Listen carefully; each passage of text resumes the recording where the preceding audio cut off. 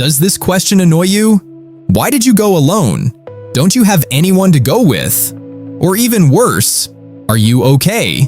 People think that solo travel is either a heroic feat or a diagnosis. But I'm about to tell you something that will surprise a lot of people. Actually, the ability to go somewhere alone isn't about not having friends. It's about maturity of the psyche. And now I'll explain why. New cities, new rules, uncertainty, no guarantees. For most people, this uncertainty is anxiety and stress. They need someone nearby to say, "It's okay, I'm here." But there is another type of person. For them, this very uncertainty feels like freedom. Why? Because your psyche is wired in such a way that you don't need an external controller. In psychology, this is called a high level of autonomy. Look at what happens when you travel with someone.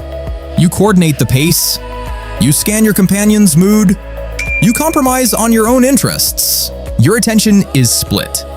And when you're alone, your attention becomes whole.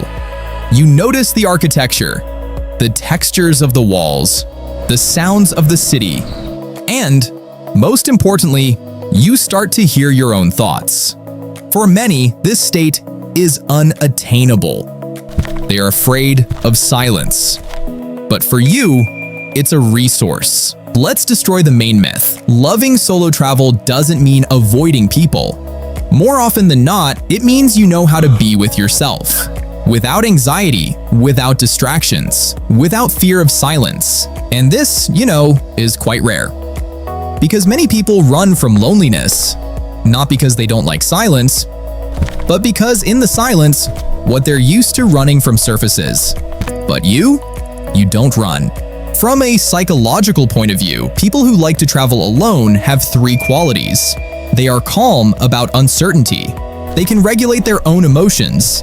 They don't need a babysitter. And most importantly, they don't perceive loneliness as rejection. For them, loneliness is a meeting with themselves.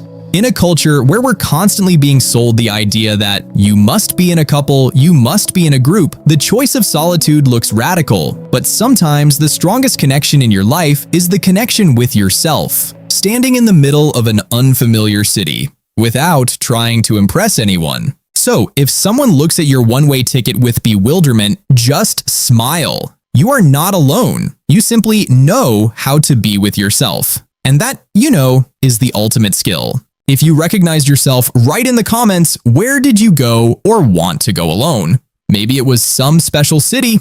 And subscribe, of course. Psychology isn't boring. It's about you.